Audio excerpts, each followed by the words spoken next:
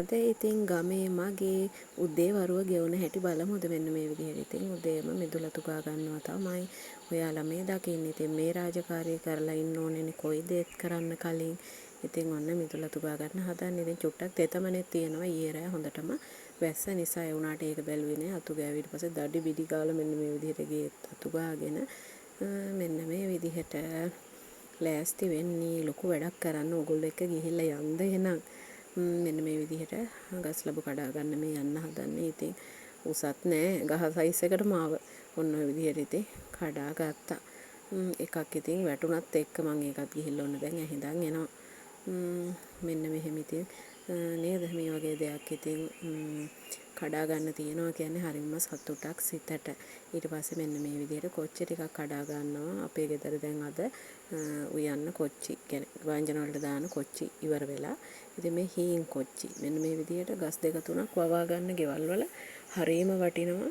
කඩෙන් මිරිස් ගේන්න ඕනේ නැහැ. මේ කරල් දෙකක් දැම්මම ව්‍යංජනයකට ඇති. ඒ කියන්නේ මේක මාර විදිහට මේ අර වසක් විසක් නෑ. ගෙදර හදන නිසා අර සැර ගතියත් ගොඩක් වැඩි.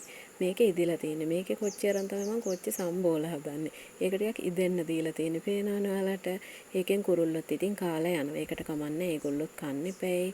ඊට පස්සේ මෙන්න මේ විදිහට උස කොච්චි ගහක්. මේක මටත් වැඩි උස කොච්චි ගහක්. පුදුම උස යෑමක් උස ගියේ. ඒකෙත් කරල් ටිකක් තියෙනවා. ඒකත් කඩා ගන්නවා නැත්තම් මෝරලා යනවා. මේක ගොඩක් සැරයි.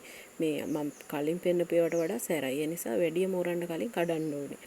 ඊට පස්සේ ඉතින් ඔයාලා මේ දකින්නේ පුංචි පුංචි දේවල් වවාගෙන තියෙන විදිහ තමයි. ඉතින් හරිම හිතට සතුටක් දෙනවනේ නේද? වවාගෙන කනවා කියන එක. ඉතින් මෙන්න මේ විදිහට මල් ටික ඔයාලා මේ දකින්නේ මේ මල් පැල නම් ඔක්කොම වගේ අපේ අම්මා ගෙනල්ලා තියෙන්නේ. අපි දෙන්නම තමයි හිටවලා තියෙන්නේ. ඉතින් වර්ග තියෙනවා 4ක් 5ක් ඇන්තූරිය. ඊට පස්සේ මෙන්න මේ විදිහට ඔයාලා මේ දකින්නේ කටුවනෝද. ඉතින් කටුවනෝද හරිම ගුණ කෑමක්. ඔයාලා දන්නවනේ නේද?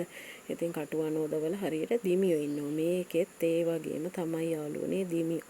ඉතින් උදේට කන්න මේ විදිහට කැකුළු බත් එකක් හදාගත්තා. කැකුළු බත්ම තමයි ගොඩක් දුරට අපේ ගෙදර කන්නේ. ඊට පස්සේ යාළුවනේ මෙන්න මේ විදිහට මුං ඇට මාළුවකුත් උයාගත්තා.